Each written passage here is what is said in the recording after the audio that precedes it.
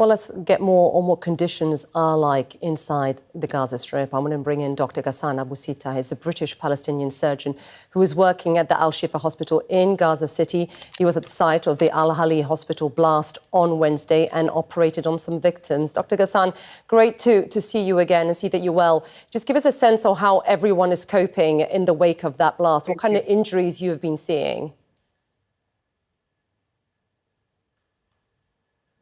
So there are two things that have happened since that missile attack. First, the number of wounded that came from the hospital further added the pressure on Shifa hospital.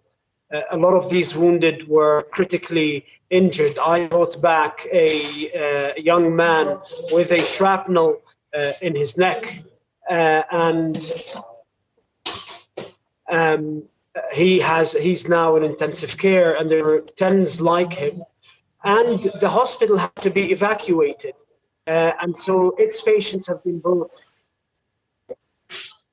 have had to be brought in to Shifa Hospital for treatment, and now that leaves us at Shifa Hospital with almost, if not more than twice the number of wounded as there are beds, and there are now patients sleeping on mattresses in the floors, sleeping in the floors of the emergency department, on the wards.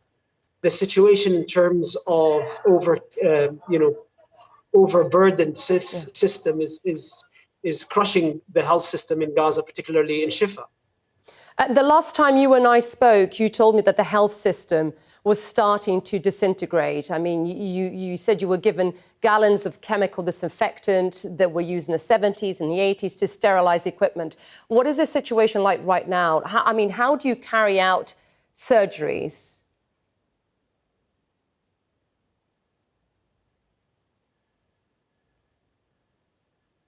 So yesterday, our orthopedic surgery colleagues told us that they've run out of external fixators, which are the pins and the rods that are needed to stabilize fractures in these kinds of injuries.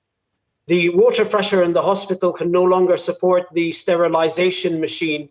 As we'd spoken before, we've run out of almost everything. Today, I went round the corner.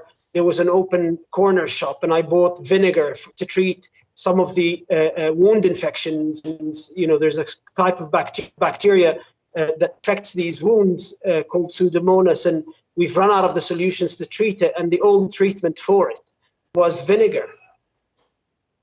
It's getting, like you said, it's getting incredibly dire.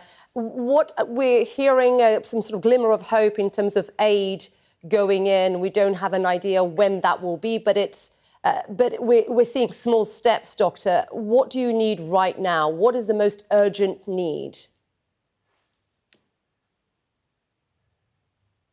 The most urgent need is literally everything that you would require to treat 12,500 critically injured patients with the most horrific trauma injuries that you can imagine.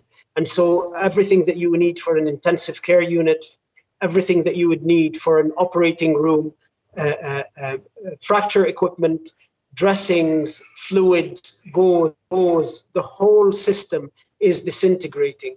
The sheer tsunami of wounded has completely overwhelmed the system.